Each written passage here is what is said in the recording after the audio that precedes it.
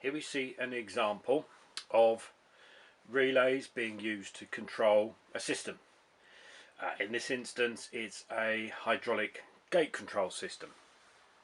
So we can see banks of relays all the way along here, singles, doubles, multiple switching relays.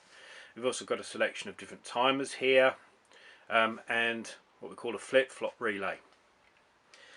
There's some external stuff coming in as well, so there's a radio receiver sitting down here.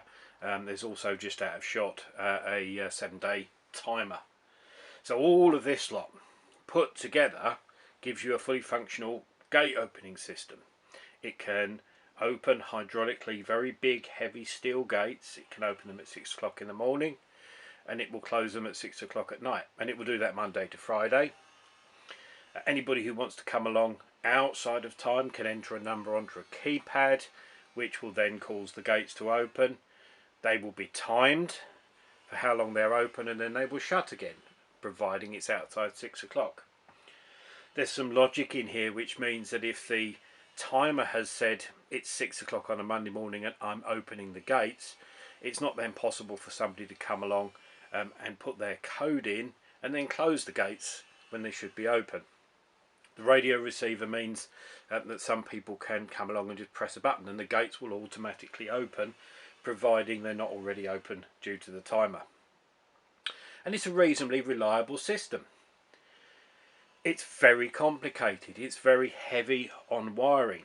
A lot of these relays aren't actually there to do any actual physical switching of things. They're part of the inherent logic required to make sure the gate system does exactly what it's supposed to do. But that's a good example of how we can control a reasonably complicated system just by using simple relays. So we've got some examples here of kind of symbology that you might be familiar with. You've worked with contactors, you've done a little work with relays. The initial symbol that we tend to use when we're talking about relays is the one that we've got here on the left hand side. So we've got a coil sitting here, and then we've got the switch that the coil is acting upon. In this instance it's a fairly common relay, so it's got one common where the current will come in. It's got a normally closed contact and a normally open contact. And by that what we mean is if the coil isn't activated, it is normally closed or it is normally open. It's only when this coil becomes activated or energized by passing a current through it that this contact here will suddenly become closed. So this one will open and the connector will slide across to this side and will allow current to flow between C and B. We then kind of moved on, and the more common graphical representation that you see is the one on the right hand side, where this curly sort of pigtail thing has been replaced just by a box with a line going through it to represent your coil. There's a dashed line which says that there is a connection between the two, but it's not physical. That's one of the key important things to remember about relays, is there is electrical isolation between the two sides. So there is no current flowing along here, along this dotted line. That connection is purely electromagnetic. So it's only when this coil becomes energized that it has any influence on the switches on the other side. So relays are massively useful things. They're everywhere. They're in your home, they're definitely in your car. Your cars are lousy with relays. They're used all over the place. And industrially we use them for virtually everything. The real nice thing with a relay is we can use, for example, 24 volts low current to power this coil here, which means the operator pressing the button is in no risk whatsoever. Whereas over here on the switch we could be quite easily switching 1000 volts or 600 amps or both. So that physical isolation between the two makes them a very safe and very reliable method of switching heavy loads and heavy currents.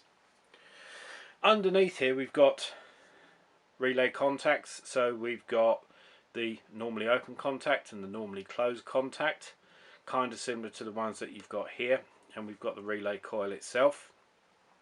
And then we've got the slightly more simplified PLC versions. So we can see we've got the coil, which is represented either by a circle or normally two kind of brackets. We've got the normally open contact, which is just two parallel lines. Looks a little bit like a capacitor actually. And then the normally closed is exactly the same symbol, but with a diagonal line linking the two to represent the fact that it is actually a closed contact. And that in essence is exactly the operation of PLC language. When you're writing it using ladder programming, that's the kind of thing you will see. And here we've got some really simple examples of logic gates being applied to ladder programming. So one of the simplest gates that we can all learn is the AND gate. And so here we can see we've got two normally open contacts, and on the same run we've got an output. And that is a very simple AND gate. And you can actually see from the chart that if we are not switched on in A, not switched on in B, our output is not on. If we are switched on in B but not in A, again our output is not on. If we're switched on in A and not in B, our output still isn't on. We need to have a summative effect of A and B both being turned on for the output to become live. Moving across to the OR gate, we can see here we've got one full rung with our first contact, our input A, on the top rung going through to the output. Underneath it we've got a partial rung, so it comes from the same left hand side line, and then it comes through switch B, which then branches up and meets the top rung and feeds across to the output. And this is an OR gate, so as we can see, if neither of them are on, the output isn't on.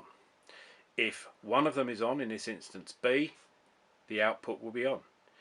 Or if A is on, the output will be on. And if they're both on, the output will still be on. So you can see just by glancing at a chart like this that it's relatively easy, just by taking those components that we have looked at, to start building up all of our logic circuits to be able to start having some quite sophisticated control of machinery. So we've got another ladder program, quite simple one, slightly unusual, not a true PLC program because we're actually showing the external switches. So A and B in this instance are what look like press button switches external to the actual program. But here we've got on our logic, on the first rung, if this button here is pressed, that will energize the control relay 1. So if we look back across to the old diagrams we looked at before, by pressing that button we energize this coil, which will then pull this switch across. And we can actually see CR1, and we can see CR1 down here, which represents this switch that we've got here, on this bottom line here, which is, as you can see, an AND gate. So you press button A, CR1 switches on, which closes this terminal here. The indicator won't come on yet. However, if you then press B, CR2 comes on. As long as CR1 is still on, then both CR1 and CR2 will both allow the current to flow and the indicator will switch on. So once you can see that the symbols representing the coils and the switches, along with the labelling, so control relay 1 and control relay 1, these are one relay. They might be separated by a whole long list of different programming. It doesn't matter. They are in essence one relay. So when that comes on, it switches this. Once you understand that, it starts to become a little bit easier to generate programs using ladder diagrams. We can then start to develop more complicated programs from that one that we originally just looked at. So we've still got our two inputs feeding control relay 1 and 2.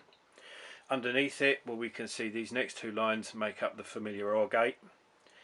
But then when we see that this controls a relay number 3, and that the terminals of relay 3, which are normally closed, are joined, we see we've actually got a NOR gate here. followed by an AND gate here, and these control these two output lamps. So with a few lines of code, and in this case physical relays, we can start to create quite complicated machines. And back again to that control system. Now, yes, we can do this. We can make these relays and timers come together and give us some reasonably sophisticated control. But there's inherent problems with this. First and foremost, this is an inflexible system. So if I decide I need to change the logic, I need to make it operate in a different way. So for example, I might decide that if one of the managers can, using their remote control, trigger this box here to close the gates, even during the day when the timer says they're open, so for example because of a security issue, the amount of rewiring that would be involved to change the logic to make that happen could be 2-3 days work. May require changing of some of the relays, certainly a complete rewire of at least 50% of the whole enclosure. So flexibility on something like this is nigh on zero. We can tweak the timing a little bit on these and that's it. Any significant changes need to be completely redesigned. Now in this kind of setup, that's fine. All this thing's doing is opening and closing a set of gates. When you are manufacturing components for automotive vehicles, for example, this kind of control system is a nightmare. We may need to make changes constantly throughout the day.